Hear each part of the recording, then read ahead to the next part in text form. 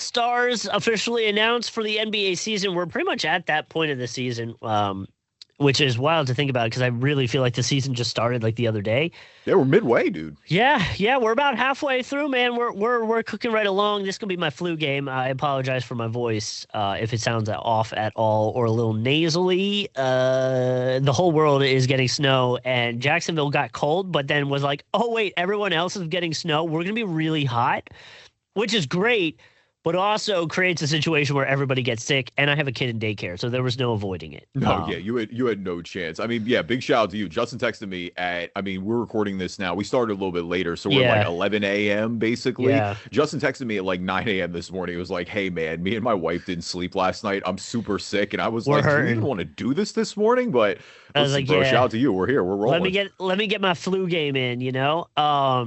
Yeah, man, it's funny too because I hadn't had to do a COVID test or anything like that in a while. So last night we did one because honestly, the last few times I've been sick, it was very obvious what I had. Whereas like Quinn, me, and Nicole all started like getting a little bit of a fever. You know, our nasal pressure was crazy. So I'm like, let's just make sure it's not like the flu or it's not like COVID or something because I know it's going around right now. So I ran to Walgreens, I got some stuff. And so I did. Quinn was the one that showed symptoms first. So we're like, she's the furthest along in this. So I did the COVID test to her, which, by the way, to a 2-year-old is torture. Like, that was the meanest thing I could have ever done to her. Looking back, she cried for like 15 minutes putting that thing up her nose. She was so mad. So I put the drops on the little COVID, you know, it's got 2 lines, 2 spots where it can show lines. The flu's on the left, the COVID's on the right, and it has the C. Right. And so it says C, flu A, flu B, COVID on the other side, and then a C above the COVID. And so I put the drops on it, and immediately right where the C is on both sides, just bright line. And I'm like, oh my God, Quinn's got the flu and COVID at the same damn time. Like, whoa. Same damn time. I was like, I start panicking, dude. I'm like, oh my God, let's get fluids in, or let's do this, let's do that. And Nicole's like upstairs sleeping. And so I wake her up and I'm like, we got to do something. Quinn's got COVID and flu A. It's crazy down here. Like we're at war right now. We're at war. She comes down, she looks at it, she's like, you're an idiot, dude. That's the control line. She doesn't have the flu or COVID. So that's why I didn't text you last night, because I was in full on like survival mode. Like I jumped into it. I was like, oh my God, she's got the flu, she's got COVID. Like we gotta fix it. You're looking for milk. You're like us. We were gonna stock up. Yeah, we were gonna stock up like the North is right now. We got exploding trees. Like, let's go. And it turns out no, it's like, you know, the common cold apparently. So, long story short, to say I apologize for my voice. Now, from the NBA side of things, we will not apologize for these all-star starters. They have deserved it. I might apologize for 1 or 2 of them, but we can go into that here in a little bit. From the Eastern Conference side of things, starters were named Cade Cunningham, Giannis, Jaylen Brown, Tyrese Maxey, and Jalen Brunson. On the West side of the world, we got Steph Curry, SGA, Luka, Wemby, and Jokic. I don't have issues with anybody on the list. What I do have issues with is, like, there are some big names that are left off. And I get it. You only have 5 people from each, you know, conference to do this with. But, like, this might be the first time in a really long time that, 1, LeBron's not on it, but 2, LeBron and KD aren't in it. Like that's a very big surprise to not have 2 of those names on there. Again, there's great names in Steph, SGA, Luka, Wemby, and Jokic, but it does feel like a changing of the guard-ish, if that makes sense, in the Western Conference now. Like with Luka being the one representing the Lakers, Steph really being the only guy from like the OGs that is there in this 5. No, yeah, 100%. I mean, my initial reaction is I laugh at just the contrast to these starters groups. Like over in the West, you've got Jokic and Wemby, obviously these massive big centers. And in the East, we're just like, we got Giannis and a bunch of guards. It's fine. Like I know Jaylen Brown's obviously a little more of a forward too at points, but Still, either way, like, it's just kind of funny. There's not that traditional center there, if you will. Yeah. Yeah, I mean, that's my initial reaction as well. And good point with KD. I think, again, the world of LeBron overshadows that as well, where you're right. KD not starting is a big change there. And it is. I think that's kind of what we talked about. I mean, specifically with the Lakers, right? With the changing the guard from Luka to LeBron. But like we're at that point now where the younger guys have started to catch up a little bit. I mean, the best players in the NBA, the three best players, in my opinion, are all here, and none of them are LeBron, Steph, and KD, which is the first time we've said that in a long time. It is, man. The times they are changing. My second takeaway from this cracked me up, and I saw this on ESPN because it's double Iverson tied. The first one may be a little less funny than the second one, but so Tyrese Maxey is the first Sixers guard to start an All-Star game since AI. Obviously, well-deserved. All Homer had aside, Tyrese has been absolutely out of his mind this year, just taking his game to a whole new level, become the bona fide franchise superstar that we thought was the best-case scenario. Like, you got to be happy for the guy. The one that cracked me up, though, is Cade Cunningham. Cade Cunningham is the first All-Star starter for the Pistons, period, since Allen Iverson. And it's like, wow, AI is really the last Pistons starter for that game? That's like, so egregious. You just wouldn't think it'd be AI. Like, you would think, there were plenty of Pistons All-Stars from back in the, when they were winning the conference finals all the time. But like, if you had asked me that question and gave me 78 guesses, I would have run out of guesses at 20 and not gotten it. like for real, I would have not gotten that at all. That's wild. At least 5 or 6, right, that I would have guessed before AI. And it's like AI was still pretty good when he left the Sixers and went to Denver. And like it kind of started downside in Detroit, but obviously he gets a little bit of the legacy bump there. Yeah. And that's always the case with a lot of these guys. Like I think even with Steph, still getting the legacy bump as well. Like, I'm not really upset about. There's nobody that I look here and I go, oh man, that's super egregious. Cade's obviously been the main guy on the best team in the East. Jaylen Brown's been at an MVP level this year. Right. Giannis, despite the injuries, is still Giannis. I feel like we'll talk injury. We'll talk Giannis injury, the latest one, a little later on in Ballin and Fallin, but. No, I mean, a great article that kind of talks about this. I think it was from Fadeaway World. They had a really good article I was reading, and essentially they were like, yeah, no, I'm not upset with these 5. Now, if you're going to put a gun to my head and force me to tell you somebody that I would take off and put on, here are some people. And so to that, surprisingly enough, he said Donovan Mitchell was one that he saw as a snub because he is playing at an all-star level more efficiently than even last year, but because of the record of the team, maybe gets overlooked. Actually has a better points production, and I believe about the same amount of percentages as Jalen Brunson. So he's like, if you're going to force me to pick somebody, I would say Donovan Mitchell, only off the fact that he's having a better season potentially than last year, or at least similar season as last year. But because the team is not as effective, they're 24 and 27th in the East. As of him making that article, I should say, it's not going to be the 64 game winning team that we saw last year. And then he's like, if you're going to force me to take somebody off this list, it would have to be Brunson, at least from just a production standpoint, where Donovan's got some higher numbers. On the West, he said that KD was the obvious one. Anthony Edwards was his second. And he's like, the only person you can give me an argument to try to take off is Steph Curry. Really, that's all you got. And he's like, I'm not mad about it. Just who wrote this article? I can get you a name. Hold on. I got a link right here. The website is fadeawayworld.net. Dude was really like, so you're deep in the trenches. Okay. That's why I want to make sure I cite it, where I was like, I'd make sure he gives a little bit of credit there. I agree with, I don't know how to say his last name. He's he's from Argentina. Fran, Lee. Well, I'm not going to try to butcher his last name. Either way. Spell it. Hold on. Leiva, but from Latvia, it looks like. Argentina? No, Argentina. Wait, Argentina or Latvia? Argentina. Sorry, no. It said there was a thing in it that said, yeah, right. No, Argentinian. Okay. All right. Cool. He was a staff writer for Fadeaway World. No, he is a staff writer for Fadeaway World. So again, I thought it was a really good article. You have to check it out. He wrote it just a few days ago. But again, was like essentially, I'm not mad at the 5 on either side, but if you're going to force me to pick some people, Donovan and KD would be my 3 that we can lean on. Ant's the guy that I think if there's going to be a snub in the West, it's Ant. I think, and like you said, it's Steph that would drop out. Like Ant's scoring numbers have been unbelievable this year. Obviously the team has been great as well. I'm not super mad about Steph getting the legacy bump. Like it's very close there. But I think that would be the one out west of I'm going to argue. I'm not mad at arguing for Donovan Mitchell. I think for the reasons, like you said, if I'm splitting hairs here, I am going to come down to who's got the better team, and that's why I'm okay keeping Brunson there. Sure. Yeah. Beyond that, I'm not really mad at any of these. Like I said, Maxey and Cade have been phenomenal. Jaylen Brown has been phenomenal. Giannis as well.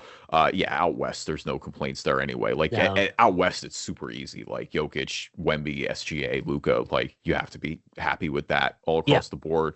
Either way, we'll get the full rosters in here in a few weeks. All-Star coming up in about a month-ish or so. Like, trade deadline, All-Star, really the next 2 big NBA events coming up as we trudge past the midway point of the season. And I know we kind of glanced over it because we mentioned it with the KD stuff, but LeBron being out for the first time in 21 years is pretty wild.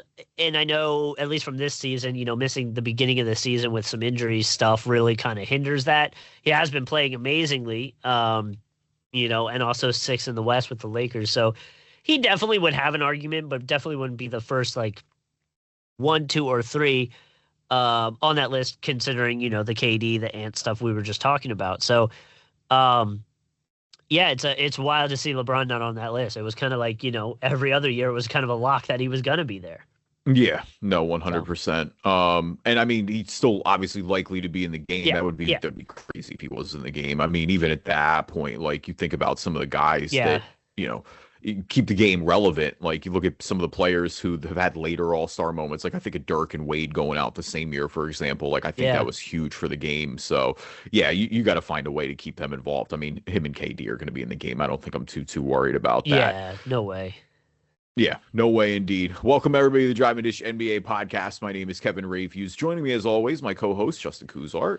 The 2003, I should say, and 2004 season, T-Mac was the league scoring leader at 28 points per game, which was the first time since Bernard King, 1984-1985, to lead the league while playing for a team that did not make the playoffs.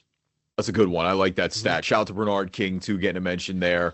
Unfortunately, if you want to bring it back to T-Mac, like that's the one knock on his career, right? Yeah. I feel like T-Mac is one of those guys who, if he had any ounce of playoff success more than he did, he would get talked about a lot more in those all-time great conversations. Yeah. But that's the one thing that really holds it back. I mean, shoot, I remember when it was Shaq and it was somebody else, but they were having the Kobe versus Tracy McGrady kind of back and forth about playoff success and what teams you were on. And, it became one of those conversations.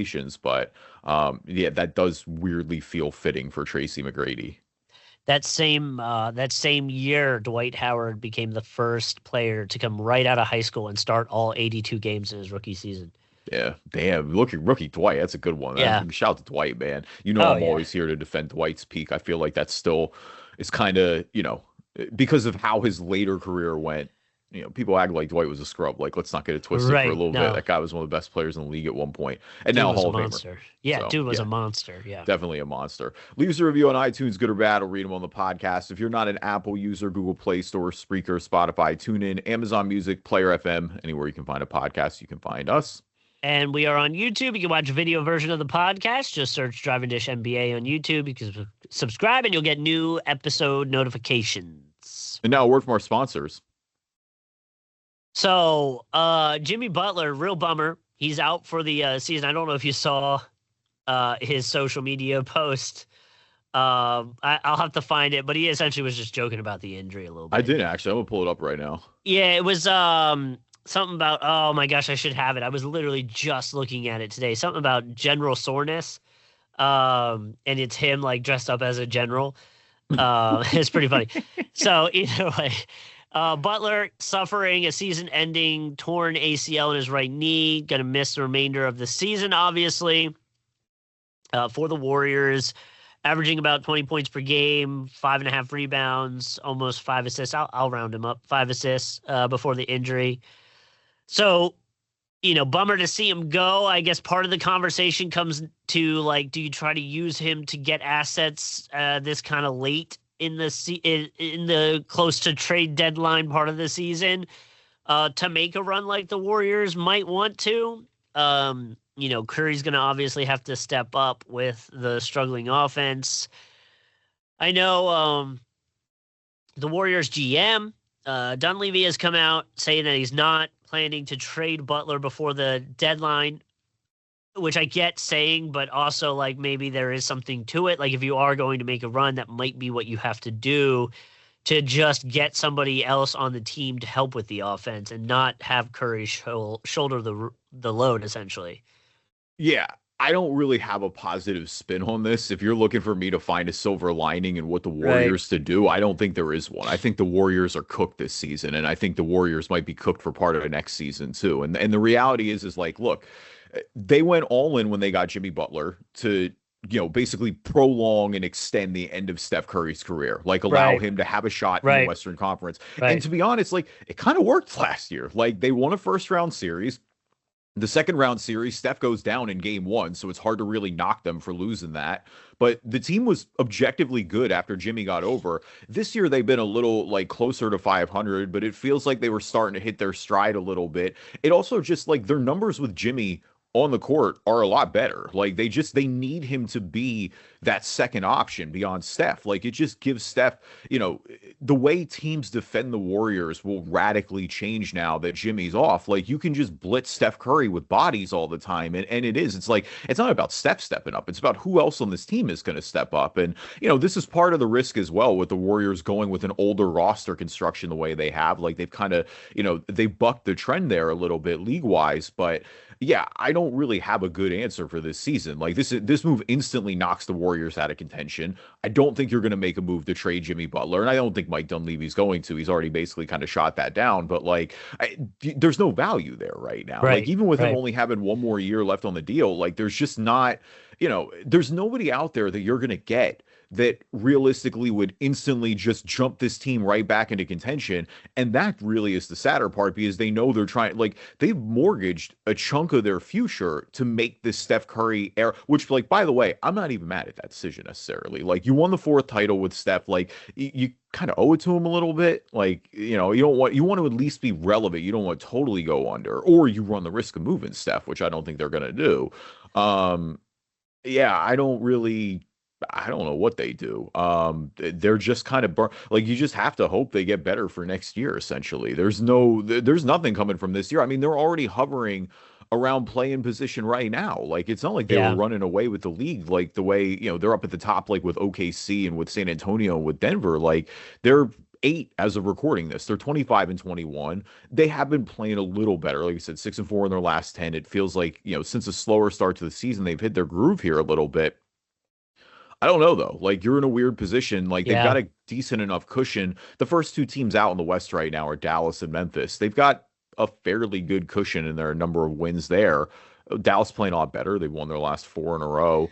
Do you think we talked about the Clippers and the Blazers, too. Super random. Not that I think that either team would really entertain it. I don't see the value, but do you think there would be some kind of AD trade in there? Because AD kind of injury prone, obviously, with Butler going to be injured and out anyway. But, like, I don't know. Do, I guess. Like, I don't know. I'm just trying to make a square fit in a circle. You know what I mean? Like, I'm just trying to find anything to potentially help the Warriors. Because, at this point, it's like, kind of want to bottom out a little bit more and just at least get some better picks. The thing is, defensively, I don't want to say, because that's the bigger hit right now, is you go, what do you do defensively without Jimmy? And weirdly, and maybe this is me still being high on him because I know he's dealt with a lot of injuries, but, like, the Warriors have DeAnthony Melton. I think DeAnthony Melton can give you some good quality defensive minutes. The problem is the offense. Like, there's nobody picking up that slack on offense. Now, we talked a little bit last week with the trade deadline with Jonathan Kuminga. Like, they're going to make a deal there, it seems like. But again, I don't know what the value is. I don't know who you're getting right now that is going to come in and help. I mean, if you get somebody useful, that will be, they've essentially had Kuminga not playing. So, anything is better. Something is better than nothing.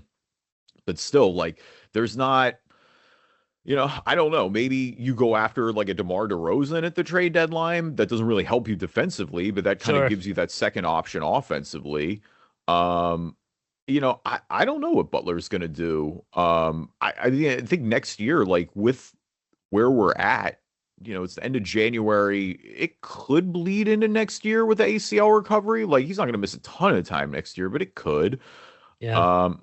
I don't know. I mean, it also just depends what they want to do about Steph. Like, if they want to keep, there are picks they have in the future. Like, there are ways where, you could really try to put yourself in position to go out and get somebody, but just know that, like, you're going to continue to mortgage the future. And it's in a tough balance right now. Like, Jimmy Butler's 37. Steph Curry is about to be 38 in March. Like, there isn't, like, the path is not wide open because the West is so good right now. And that's the problem. Yeah.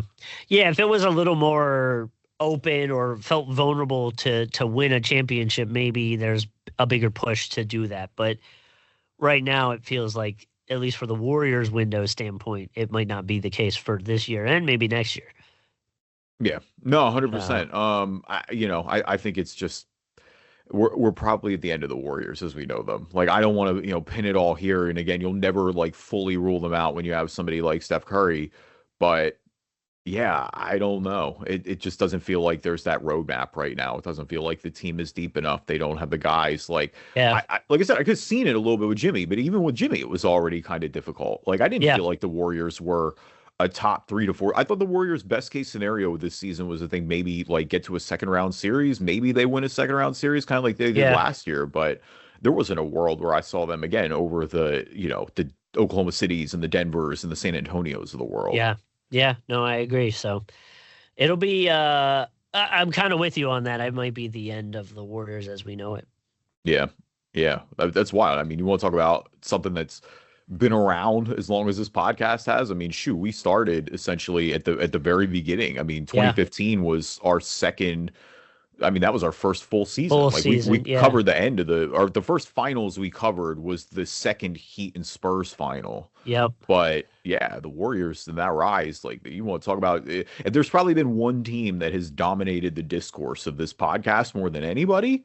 It's them. The Golden State Warriors at this point. The only thing that, ironically, and of course they're married together, I think the only thing that's got nearly as much topic of the narrative is LeBron. Like, LeBron's the only other one there too, but obviously a couple different teams there, so a little different. But and LeBron is that's not true. I mean, LeBron, they haven't won as long. Like the Warriors in 2022, a little bit closer than when, like, LeBron hasn't realistically been close to winning anything in the last few years. I mean, it was the year after the bubble was the only year it felt like they were truly in contention. So yeah, no, I can agree with that.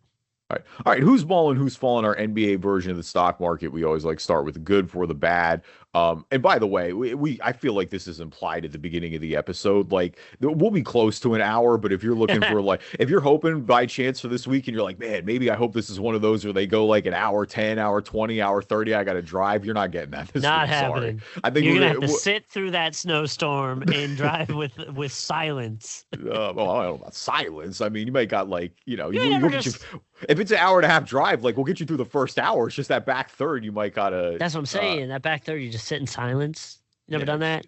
Get some peace. You ball dog it. Yes, exactly. That's what the youth is saying this day. Yeah, that's what they call it. Yeah, I do love that. Never mind, we don't need to go off that topic. But I like the people who, when they're on flights, apparently just watch the flight map the whole time. I'm not gonna lie, I check the flight map more than I think a normal person. Yeah, but like, if I'm on a 9-hour flight to Europe or something like that, and I'm watching the flight map, that's crazy. I kind of like it makes it feel longer if you're doing check-ins. Like, just cut it out. Stop. Don't look. And whenever you land, that's when you're there. Straight ahead at the wall, man. That's the best part of. That's what I've never understood. Like, that's the best part about airplanes. Like, you don't have to look it up, because guess what? When the plane lands, that's when you're there. Like, it's very obvious when you're arriving at the destination. Not like a car. Like when you were a kid in the car, you're like, "Are we there yet?" Well, I don't know. Maybe you just got to keep an eye on the road. Like, you don't know what you're looking for. A plane, it's very freaking obvious. Like, did we land? Yes. Cool. We're there. Like,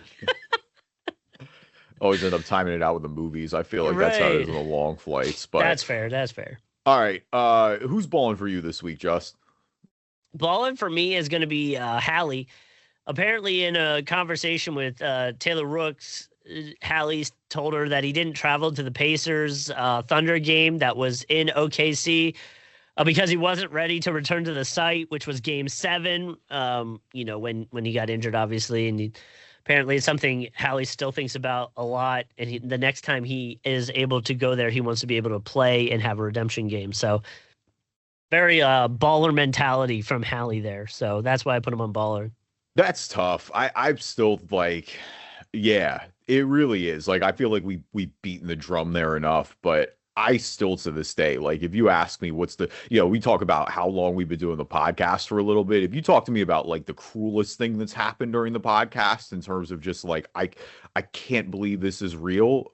On the court, at least. Yeah. I feel like that's a good clarity there. Like, we've had some sadder stuff. Like, Kobe passed away. That was pretty sad. Isaiah Thomas's sister passed away in that car crash. Like, that was really sad. You're going with sad stuff. I was thinking of the Blake Griffin breaking his hand, falling in the bathtub story. It's like, well, I probably don't believe that. No. I'm talking about no. The one though, if we're talking on the court, it's definitely that Hali injury. Yeah. Given the magnitude of where they were, given the fact that it was Indy's first chance at a championship, it was Game 7. So close. Yeah, it's the cruelest thing of all. And the fact that he was cooking too. Like, that's the worst part. Is like he came out and he was like 4 or 5 to open the game. Like, you can't tell me Halliburton wasn't going to have the game of his life. And I feel like I need to clarify this because I don't want to ever sound like I'm downplaying Oklahoma City's championship. Right. Like, they still very much could have lost that game, but like, I would have loved to have found out and had it happen that way instead of the way it did. So like, yeah, I mean, that stinks. And I mean, obviously, I think part of it too is like, look, Indy's bad right now. Like, Indy's the worst team in the league bad right now. That's not even the worst thing for them, obviously. And with missing Halliburton, there's certainly an excuse for it. Yeah.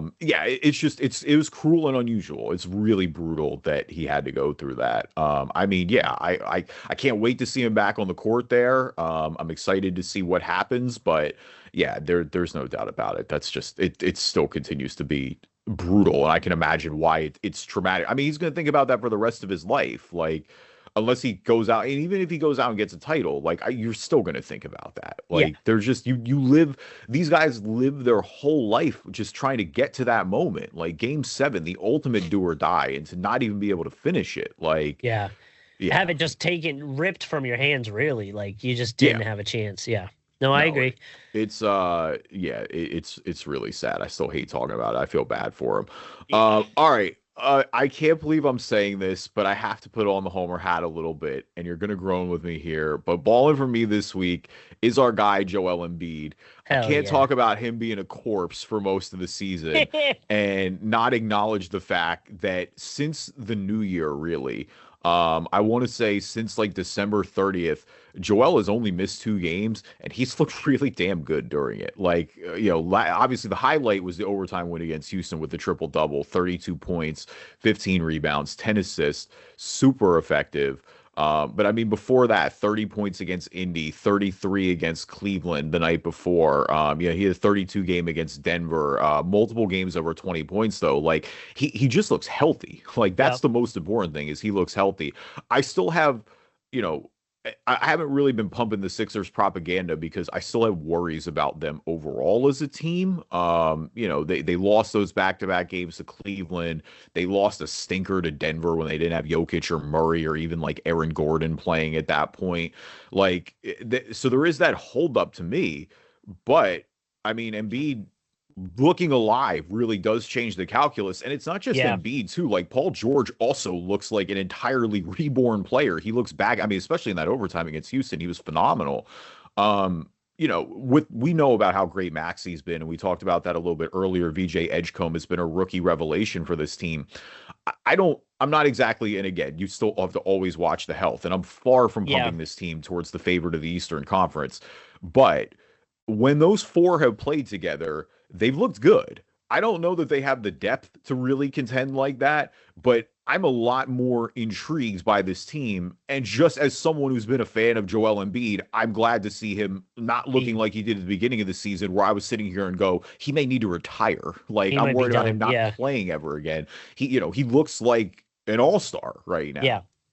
Well, and for anybody that's been following along with my hate towards the Orlando Magic, the 76ers do have a game up on the Orlando Magic, for anybody wondering. Both teams 5-5 in their last 10. So just putting that out there. But yeah, excited to see Embiid playing well. He had that dunk the other night, and I was like, oh, yeah, okay, we're starting to feel it again. My problem is, it's like, I don't want to buy in too much because I'm still hesitant to be like, is this going to be for the rest of the season thing, or are we getting a little flash here and then nothing? So it's weird with the two timelines. What you have to sell yourself on is you have to sell yourself on the Maxey Edgecombe backcourt of the future, and you just go, oh yeah. Although, did you see them fighting the other day on the bench? You see them arguing the other day on the bench? That's I was fine. like, oh, I know, but I was like, come on, guys, we can't. Don't let this become a thing. I mean, I also saw Maxey wear a VJ Max and the TJ Maxx like logo. I love that. Hat after the game the other night, so I'm not really too worried about it. I love that. The only bummer Sixers negative right now is just Jared McCain, man. Jared McCain has struggled, and now he's like, it's been a bummer because I think he's in a weird place where he's like the odd man out currently, and he's not getting the minutes consistently enough to really like kind of work himself out of this funk. So I'm interested to see what happens there. Like, I'm hoping they don't give up on Jared McCain early because it feels like he's a prime guy who the second you trade him, he's going to go to a new team and cook. I still think, I'm still intrigued by what he showed in the first, albeit first couple of short months, but like the flashes were there. I'm not ready to give up on this kid just yet. I agree with that. I hope we don't give up on him either. No. All right. Who's fallen? Fallin, for me, is going to OKC in general for their momentum.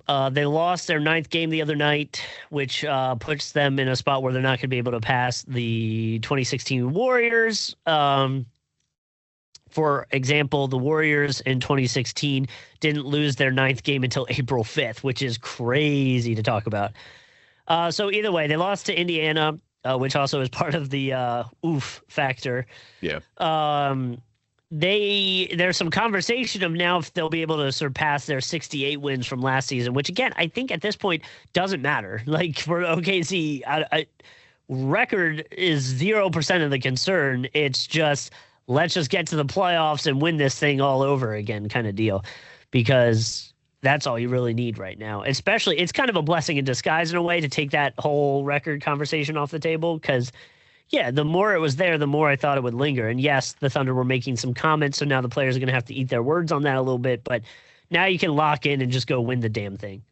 Yeah, it is. Like, there's a lot to carry there. I mean, obviously, it's a little crazy that, I think just because when you see 24-1, right, yeah, like it is a little jarring to see them be at 9 losses again already. I don't think this is the end of the world in the grand scheme of things. Like, I think all it shows to me is that, hey, maybe they're not the guarantee to go back to back like we thought they were. Again, speaking to a lot of the teams, the quality of the teams in the West, but they've also gotten some good wins. Like, they've had some bad losses, but again, we talked a little bit about it last week, but like they finally got that win over San Antonio. I thought that was huge. A big win to get that off the back. Who, by the way, sits number 2 right behind them only by 5.5 games. Like, they are right up on them as well. They're going to have a huge blessing in disguise as well. Well, not really in disguise. It's just going to be a huge blessing, I guess, with them being number 1 is I think you're probably going to avoid San Antonio and Denver. That to me is like, let San Antonio and Denver beat up on each other in the second round and then play the winner of that. Whoever hobbles out of that matchup. Yeah. Whoever hobbles out of that matchup, you're at least going to feel good that they kind of brought each other back down potentially. Yeah. And like, I don't want to downplay, I mean, the difference is there. Like, I think Houston is probably going to be 4. I would rather have Houston than Denver and San Antonio, even with Houston feeling like they're starting to figure it out a little bit. If you get the Lakers or the Suns somehow or the Timberwolves, like, you just have to feel better about your chances there than you do against San Antonio or Denver. Yeah, no, I agree with that. So, yeah, I mean, yeah, it would have been cool to have more of this record talk going on, but at this point, it's probably not going to happen. And for the Thunder, it's a blessing in disguise. Like, I bet the front office is probably like, okay, good, now we can just lock in. Yeah, no, 100%. All right, Fallin for me this week. We talked a lot about him just with the trade deadline and stuff, but I do want to mention Giannis again, who last night, he's a right calf strain. He told the media he's going to be out 4 to 6 weeks. Again, go back to last episode if you want to really like hear us wax about the Bucks and just like how much trouble they're in. But I mean, yeah, this is a team that is 18-26. They've lost 2 in a row. They're already 2.5 games back of the last spot in the play-in position. And now you've just lost your best player, who basically is the only thing keeping this afloat right now for 4 to 6 weeks. It's about to get bleak in Milwaukee. I mean, they're not going to make the playoffs. Like, simple as that. I don't even think they're going to make the play-in at this point, even with Atlanta struggling, even with Chicago just still being kind of mediocre. Like, it's just hard for me. They can't stay afloat for this much longer. Like, they're not going to be able to make up that much ground. There's not enough talent on this roster. Like, they've got some big time questions to ask themselves this offseason. And I do think this is where Giannis potentially resets a little bit and looks at this, because it's going to take a long, sustained teardown for because even if they were trade deadline, like say they were maybe in the John Morant conversation or something like that, or they were talking with somebody, they were talking to Sacramento, maybe you're going after Levine or something like that, or DeMar DeRozan. With Giannis out, there's no point. Like, there's just no point of trying to bring somebody in and then trying to gel the last little bit of the season, the last quarter of the season, and then act like you're going to make a finals run out of the play-in spot. Because I mean, you're already, you're 6.5 back of the Sixers at 6 for the playoff and not having to play in the play-in. So good season, Milwaukee. Unfortunately, we gotta start to move on to next year, because it's only going to get worse. Dude, there's got to be a conversation at some point, and I've seen. I actually think I sent it to you. The Doc Rivers conversation. Oh no, this is funny on Dan Le Batard. Yeah, dude, because like you go back and you look at his record and his resume. Obviously, he has some great runs with some very talented teams. But then you look at some of the other teams that were on runs and came to a screeching halt, one of them being the 76ers. Some people still say the Joel Embiid stuff's 100,000% on Doc. Dude, it's bad, man. Yeah. Like, you really do eventually, like, we might have to do a whole episode dedicated to it to just kind of really figure out where we want him to land on this.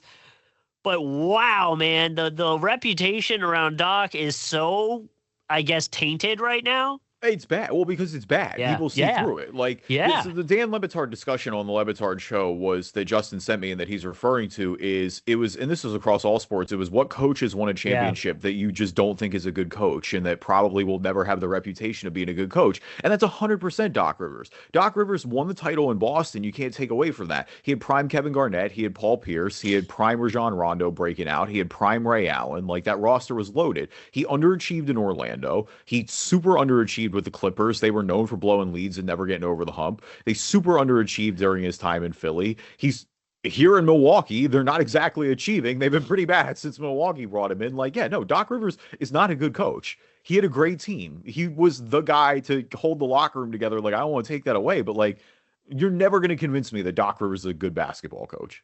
Yeah. The hockey equivalent of that is John Tortorella. John Tortorella won in 2004 with the Lightning with Vinny Lecavalier and Maury St. Louis. Or Maury St. Louis, excuse me. I sounded super American there. But Tort's got jobs for like 20 years and never won a cup since then. He got the Rangers to the cup, so like I guess that matters a little bit in 2014. But like his teams are always coming up short. But he just won. Like, he was coaching the Flyers as recently as last year, which says more about the Flyers than anything else. Like, geez, you want to hear trash talk a Philadelphia organization? Get me talking about the Flyers. Like, you think I'm mean to the Sixers? Whew, you haven't seen anything.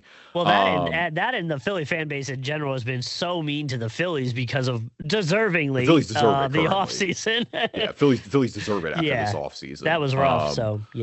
Yeah, just absolutely brutal. But all right, let's speed run some grid. We got like 10 minutes here. I think we can get it done. It's pretty quick. It's pretty statistics based this year. So we're gonna go real. We're gonna go real first implication here for the podcast listeners. You can always watch Immaculate Grids on YouTube. Hear me out. Driving Dish NBA podcast. Or hold on, we got to tell them what it is first. Hear me out. I'm glad you're I'm ready to go. I know. I'm ready to go. I'm glad. Our columns this week from left to right are the Bulls' first round draft pick and 5,000 career assists. Our rows from top to bottom are the Timberwolves, the Trailblazers, and All-Stars. So a little bit of some different teams in here, so I like it. Yeah. All right, you're itching. Let's go. Okay. So Timberwolves, Bulls, obviously Jimmy Butler works. I think that's going to be the number one thing. Yes. Zach LaVine will be too. Well, that's a good call. So I think an easy answer for Timberwolves 5,000 assists could potentially be Jimmy Butler if we think he has 5.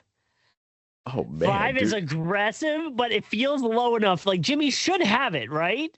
I He's mean, been playing for so long. I get it. He's a scorer, but he's still averaging like 5 to 6 assists a game. You know what I mean? Like maybe not this season, but no, you're right. I hope. The 5,000 is a lot, man. But is it? But is it for It is, assists? yes, no, it for is. a guy who has the ball in his hands a whole lot? Like all he's got to do is. I know. Also, I believe Noah Vonleh works for Timberwolves Bulls. Oh my goodness! I think he works for Trailblazers too, low key, because the Trailblazers drafted him, right? Sorry, Trailblazers is who I'm thinking. Trailblazers Bulls is who I meant. I meant Trailblazers Bulls. Yeah, okay. No, I'm there with that. I'm with it. Yeah. I don't remember where Vonleh played. I remember I was really high on Noah Vonleh and got burnt on that. Yeah, baby. Noah Vonleh, let's go. 0.4%. Very nice. Cow. Good call, Justin. Good start. I remember I'm more inclined to go with Jimmy for 5,000 assists after that start, but I'm still hesitant on it. The Timberwolves 5K assist guys that off the top, I feel like are Sam Cassell and Conley. Like Rubio, Mike Conley for sure. Oh, Rubio was definitely there for a second. Rubio's got to have 5. There's no way Rubio doesn't have 5. I know, but it's like you're right. He should, but like, does he? He's got to. All right, I will give you. I'd rather go Rubio than Jimmy. Put it that way. Okay, I'll take the chance on Rubio. I feel like Rubio is going to be high for some reason. I mean, I think he will be too because people associate him with Minnesota. 23. See, yeah. I mean. Sam Cassell would have been my number 1 there, I think. That's fair. Or Conley, because Conley's on the roster now, and I feel like Conley has to have over 5K. You would think. Does first round draft pick have to be with the team? Or is it just them being a first rounder? When paired with a team, player may either have been drafted in the first round by that team or played for at least one game with that team in their career. That's insane. You can get that so opens low it up. With that. Then. Yeah, that opens it up a lot. Do Mike Conley there? Like, I mean, we might as well just use him and like go for because he didn't get drafted by the Wolves, and so that's why I was wary to use him. Yeah. There. Like no. Wait. We gotta run it back. Never mind. I'll do somebody to draft him. Mike Conley would have worked there. We got to do somebody that would. And I don't want to rub it into Wolves fans. We got to do it. So you got to do Johnny Flynn. Johnny Flynn's who they drafted over Steph Curry. Johnny Flynn, baby. Yeah. Infamous. 8%. 8% because of that. For that. That's so funny. That's so amazing. So painful. Oh, poor Johnny. All right. Timberwolves and Bulls. I think our guy, Jimmy works. We said that. Jimmy and Levine work. I think our guy Thad Young works here too, low key. I'm pretty sure he played for the Wolves, and he definitely played for the Bulls. I'm trying to think of like. I feel Jamal Crawford. Oh, interesting. I'm almost positive he works there too. Yeah. Jamal Crawford. I'm almost positive he works there. No, he definitely played for the Bulls. I'm 100% about that. And I'm pretty certain he played for. I'm down with Jamal. Yeah, I think Jamal he did Crawford a season. there. Yeah, I like that. Yeah, there he is. Okay. Yeah. 0.8 again. Nice, Let's go. Wow. I didn't do that's people because people like Jamal Crawford. Like I feel like Jamal Crawford's one of those guys who like has a lot like his reputation is positive. Is he in a Nets jersey there? Yeah, that's funny. I want to see who did he play? What's his career? Let me pull this up. Jamal Crawford. Yeah, Bulls first. Bulls first. Knicks, Warriors, 2 with the Hawks, he would have worked for Trailblazers too. Trailblazers. Oh, really? Okay. Yeah, Clippers then for he was with the Clippers for a while. That's where he won all those 6-mans. And then, a year with the Timberwolves in 2018, a year with the Suns, and then a year with literally a lone game with the Nets in 2019, 2020. He played 6 minutes in that game. So, wow, that would be if we remember that, Jamal Crawford would be a really good Nets Immaculate Grid darling. That's so funny that he's in that jersey for that photo then. No, I know. All right, first round pick and 5,000 assists for the Blazers. I mean, the obvious one for Blazers and 5K assists is Dame. Yeah, Dame is real easy there. Dame's good there.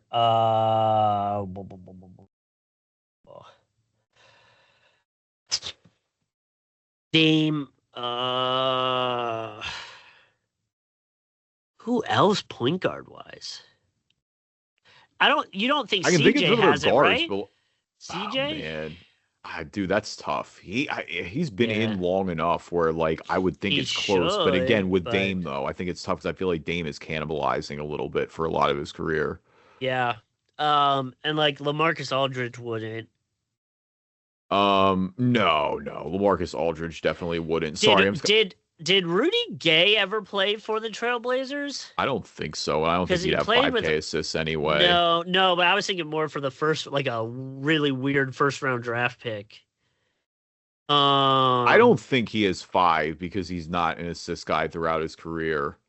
But because I debated Melo for a second, but like Melo is just such not an assist guy, like I said. God, we may have to go with Dame. Like that's chalky, but like I don't think. Or you know what, dude? Oh man, I always get if Sam Cassell played there and if Billups played there mixed up because Billups is the coach. Obviously, well, he was the coach till he got arrested.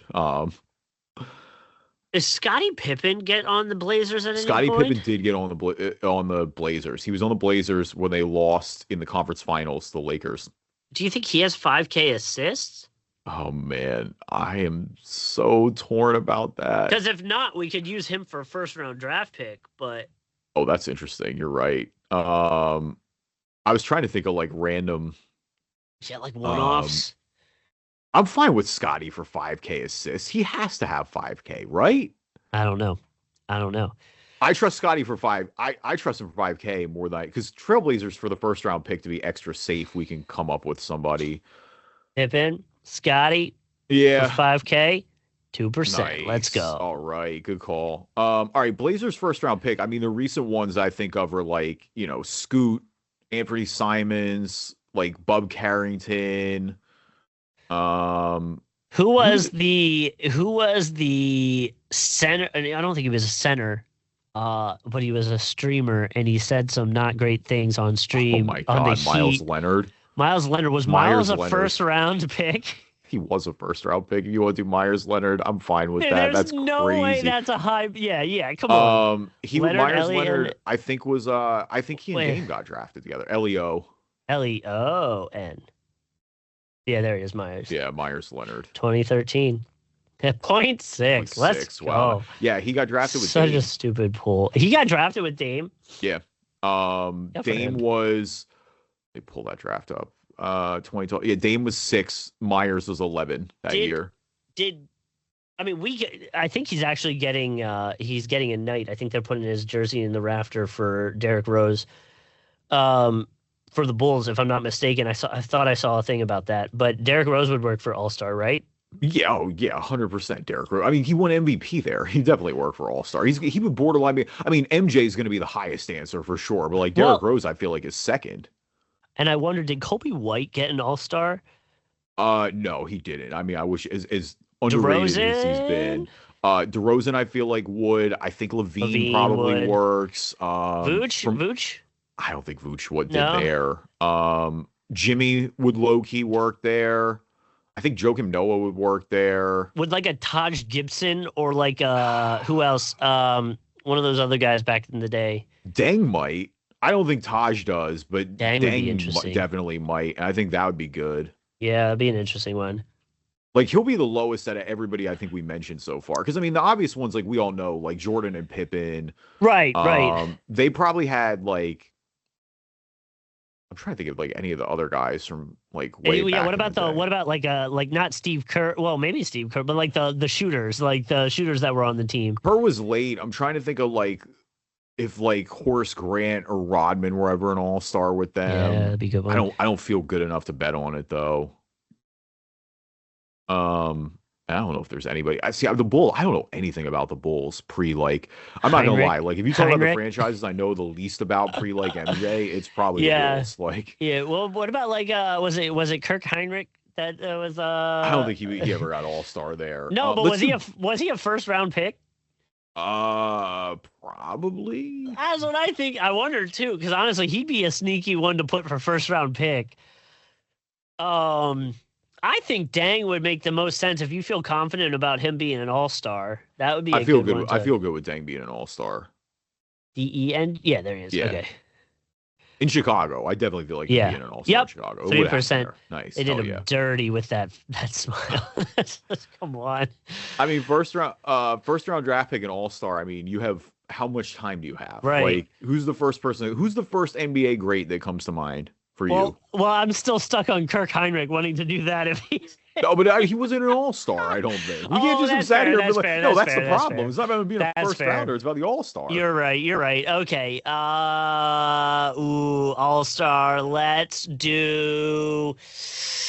I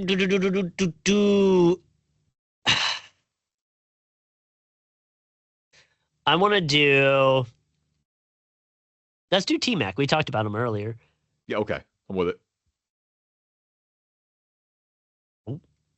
MCGRAD. There he is. Okay. Yeah, 0.2 is 0.2%. Egregious. All right. 5,000 assists All-Star. I've got one queued up. I'm ready to go. I know the stat because we've looked at it a lot, so I sort of feel like I'm cheating a little bit, but whatever. He has 5,001 assists, which I think is hilarious, and he 1,000% was an All-Star. Joe Johnson, ISO Joe, 5,001 career assists. 0.6% on that one too. That's crazy. Let's scroll down here a little bit. Let's see. Let's do this quick. All right, most popular answers for Bulls and Timberwolves: Jimmy Butler. For Timberwolves, first round draft pick Kevin Garnett. For Timberwolves, 5,000 career assists. It was Mike Conley. Nice. For Bulls and Blazers, Scottie Pippen. For Blazers, first round draft pick Greg Oden. For Blazers, 5,000 career assists Damian Lillard. Bulls All-Star Michael Jordan. All-Star first round draft pick LeBron James. All-Star 5,000 career assists John Stockton. Our grid one last time, if we want to take a look here, is we got Jamal Crawford for Timberwolves and Bulls, Johnny Flynn for Timberwolves first round draft pick. Sorry, Wolves fans. Ricky Rubio for Wolves and 5,000 career assists. Noah Vonleh for Blazers and Bulls. Myers Leonard for Blazers first round draft pick. Scottie Pippen for Blazers and 5,000 career assists. Luol Deng for Bulls All-Star. Tracy McGrady for first round pick and All-Star. And Joe Johnson for 5,000 career assists and All-Star. Thank you everybody for listening to this episode of the Drive and Dish NBA podcast. Appreciate you guys as always. Leave us a review on iTunes, good or bad. I'll read them on the podcast. Anywhere you can find a podcast, you can find us. And we're on YouTube, Drive and Dish NBA on YouTube. Subscribe just like you do in the podcast platforms. You'll get episodes and notifications when new episodes are coming out.